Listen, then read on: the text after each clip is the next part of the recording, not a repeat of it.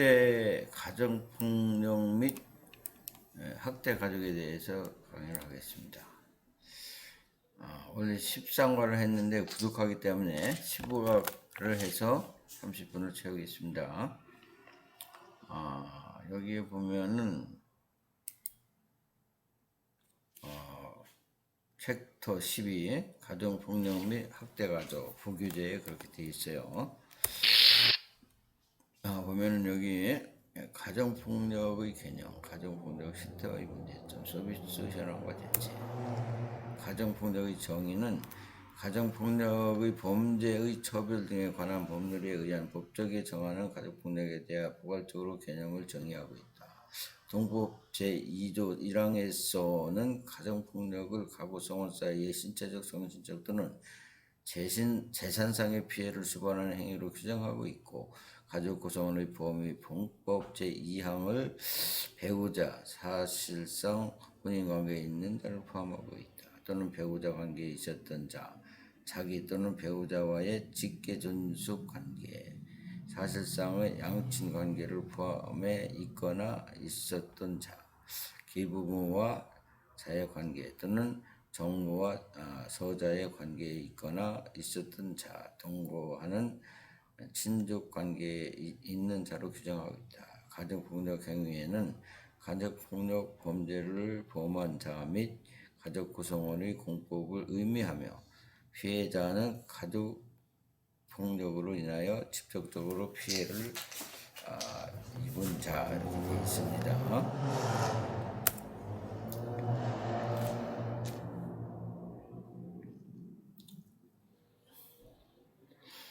폭력 대상자별 분류예요.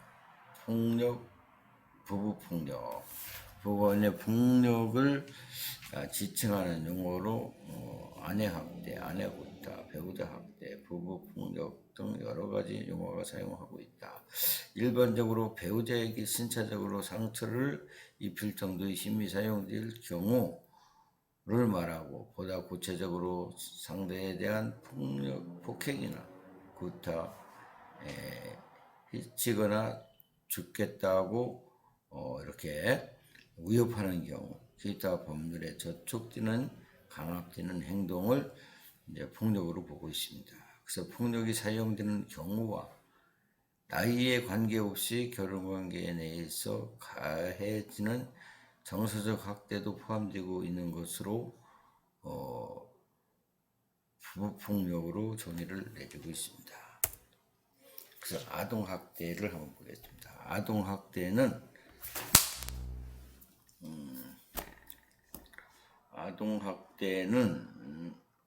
아동복지법에서 보호자를 포함한 성인에 의하여 아동의 건강복지에 해치거나 정상적인 발달을 저해할 수 있는 신체적, 정신적, 성적 폭력 또는 가혹행위 및 아동의 보호자에 의하여 이루어지는 유기, 방임, 적극적인 가해 행위뿐만 아니라 소극적 의미의 방위 행위까지를 포함하는 것이며, 신체적 학대뿐 아니라 정서적 학대, 방임, 아동의 발달을 저해하는 행위나 환경, 더 나아가 아동의 권리 보호에 이르는 매우 포괄적인 개념이다. 노인학대. 노인은 인구의 증가에 고령화는 노인의 분양, 부담과 스트레스를 야기하는 원인이 되고 있으며, 신체적, 정신적, 경제적 능력의 저하로 인해 의존성이 증가하는 노인학대의 가능성을 야기한다. 노인학대는 가정 및 시설 내에서 이루어지기도 한다. 가정 내 노인학대는 노인 자신의 가정이나 분양의 가정에서 배우자나 형제, 자매, 자녀 등 노인과 특별한 관계에 있는 누군가에 의해 홀대가 이루어지고 있다. 노인학대는 신체적, 정신적, 성적, 경제적 손상으로 의도적으로 가하는 것뿐만 아니라 비의도적인 손상도 포함하고 있으며, 생존에 필요한 재해와 서비스를 분양자가 제공하지 않는 방임이라든가 유기, 금전적인 갈취, 착취까지도 포함하는 포괄적인 개념이 폭력으로 분류하고 있습니다. 그래서 이제 가정폭력의 유형을 보면 신체적 폭력의 배우자나 보호자, 양육자에 의해 원하지 않는 신체적 접촉, 공포와 육체적 상해의 원인이 되는 행동, 자유를 억압하는 행위 등을 포함하는 행위다. 심한 구타 등 폭행, 강금, 밀치기, 발길질, 침뱉기, 꼬집거나 물기, 목조르기, 담뱃불로 지지기, 흉기로 찌르기 등 폭력 행위와 함께 행동 자유를 구속하는 것까지 포함되고 있습니다. 예, 이런 가정 폭력은 어떻게 보면 참 있어서는 안 되죠. 이렇게 가정 폭력이 시작될 때 바로 처치를 해야 그 가정 폭력이 중단된다고 그래요. 그러나 이걸 계속 이어지면 습관적으로 가정 폭력이 지속된다는 그러한 견해도 있습니다. 그래서 언어 정서적 폭력은 배우자나 보호자가 거부적인 태도를 대하거나 언어적 심리적으로 무력과 불안이나 공포를 느낄 정도의 고통을 주는 것이다. 비난이나 무시하는 조직적인 언어, 억압적이거나 지시하는 태도, 협박, 대화, 거부, 위협적인 모습이나 제스처, 외부로부터 고발, 고립시키는 것, 소중히 여기는 사물, 애완동물이나 가구, 도구, 재산을 손괴하는 행위, 피해자의 의사결정권을 침해하는 행위, 적절한 보호를 받지 못하거나 위협한 환경에 처하거나 홀로 방치되는 경우 심리적 괴롭힘까지도 포함되고 있다. 또 넘겨보겠습니다. 그래서 가정폭력의 유형을 보게 되면은 가정폭력이 가해자는 모든 경제권을 수용하여 가정애가 생활비를 지급하지 않으면서 아내와 자녀, 노부모에게 경제적 권한을 간청할 때 계략적으로 경제권을 행사하거나 가족을 분양하기 위한 돈을 벌기 위해 그 어떤 노력도 기울이지 않는 채 태만하거나 도박 중독이나 쇼핑 중독과 같은 반복적인 낭비벽에 있어 돈을 탕진하여 가족의 일상적 행위를 힘들게 하는 것은 경제활동, 통제, 지출 목록, 감시, 양육비, 지원 등을 포함하고 있다. 방림은 가족 분양, 보호, 감독, 의복, 음식, 난방, 위생, 안전주의, 교육적 자극, 의료, 급여 등 가족권의 건강과 정상적인 가족 생활을 영위하는 데 요구하는 것들을 제공하지 않거나 무관심하여 방치해 두는 것 등이 있다. 성적 폭력은 가족 간에 발생하는 성적 자기결정권 침해로 주로 부부 강간이 있고 강제 불임, 낙태, 자녀에 대한 성학대 등이 해당된다. 그 다음에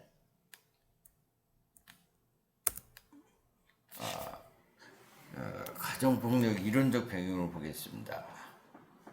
폭력을 개입한 개인의 가진 특성에 관심을 두고 폭력을 설명하는 이론으로서 가해자는 개인적, 정신병리학적 산모이거나 알코올 혹은 약물 중독에 따른 비정상적 행동 또는 가학적 행동의 결과로 보고 있습니다.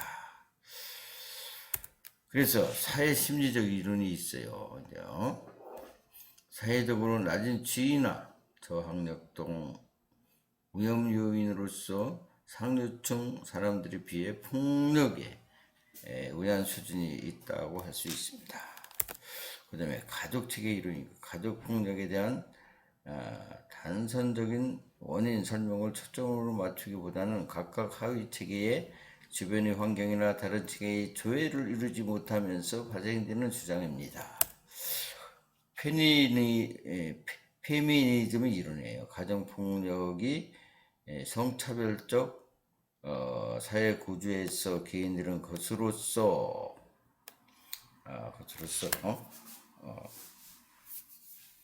남성 권위적 태도 및 우월성으로 가득 찬 구조화된 사회적 틀 속에서 발생하는 행위로 인식되고 있습니다. 그 다음에 가정폭력의 특성을 보겠어요. 은폐성이 있고,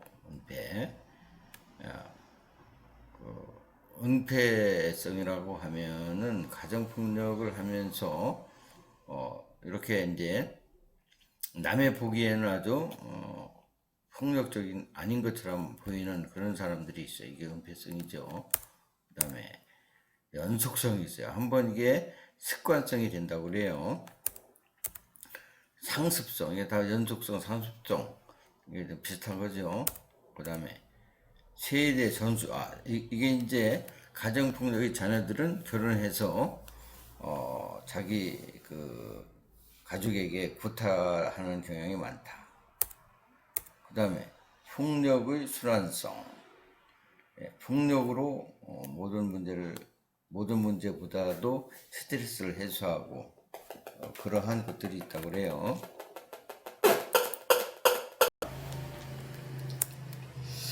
가정폭력의 실태와 문제점을 한번 보겠어요. 가정폭력의 실태, 부부폭력률이 지난 1년간 부부폭력률은 2013년도 좀 오래된 통계죠. 피해, 성별, 유형별 폭력 피해와 가해 모두에서 감소했으며 특히 정서적 폭력의 현저하게 감소한 것으로 나타난다. 성에 응답한 지난 1년간 배우자로부터 폭력 피해율 12.1%,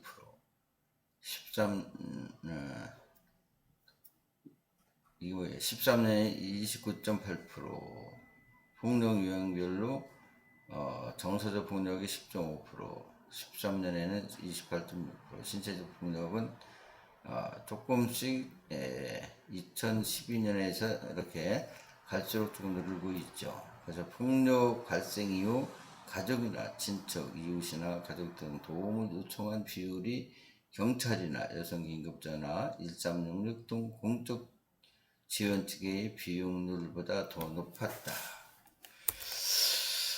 그 다음에 부부폭력이에요. 부부폭력.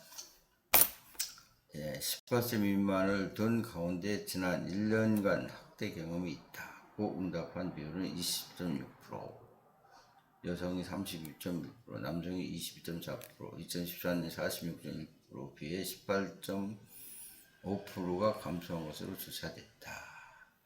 유형별로는 정서적 학대 25.7, 신체적 학대 7.3, 방임 2.1 순으로 정서적 학대 비율이 가장 높게 나타나고 있다.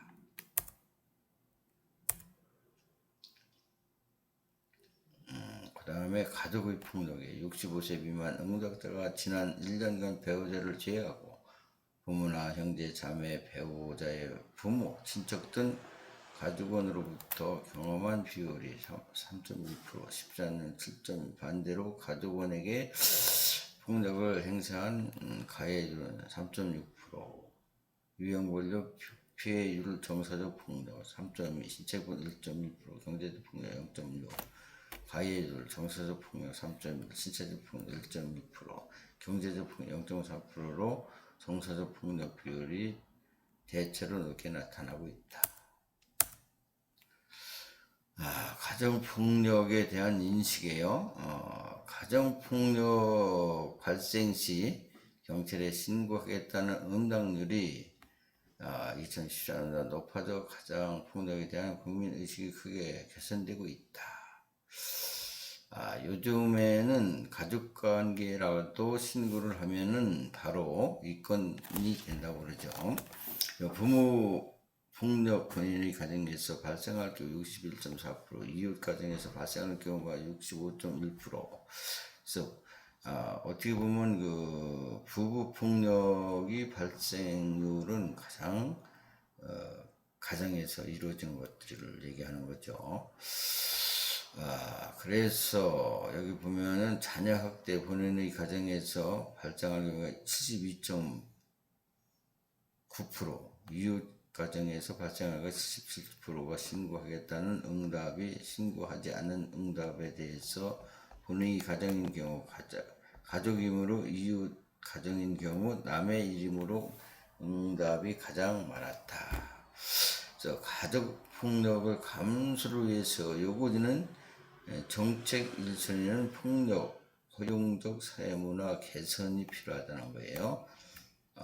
다음으로는 가정폭력 관련 지원 서비스 홍보도 해야 되고, 가중처벌 가해자에 대한 법적 조치도 해야 되고, 학교에서 아동기부터 폭력 예방 실시 교육도 필요하다는 것, 그렇게 순으로 나와 있습니다.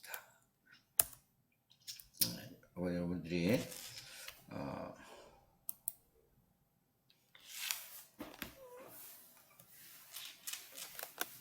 참고하시면 되겠습니다. 가정폭력 피해 여성이에요.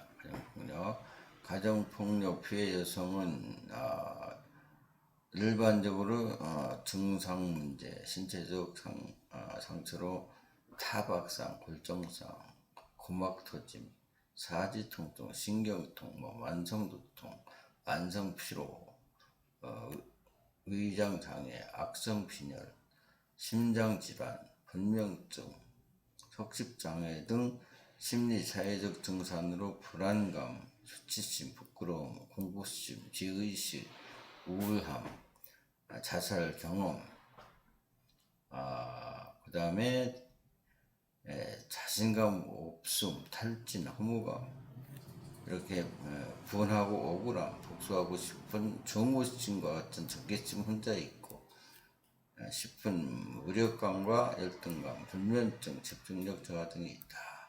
사회 적응 장애로 가출, 친밀감 형성, 곤란, 사회적 고립, 그런 생활, 부적응, 직업적 상실, 직장생활 어려움 등이 있다. 여기까지 강의에서 35분을 이렇게 마치게 되겠습니다. 수고들 많이 하셨습니다.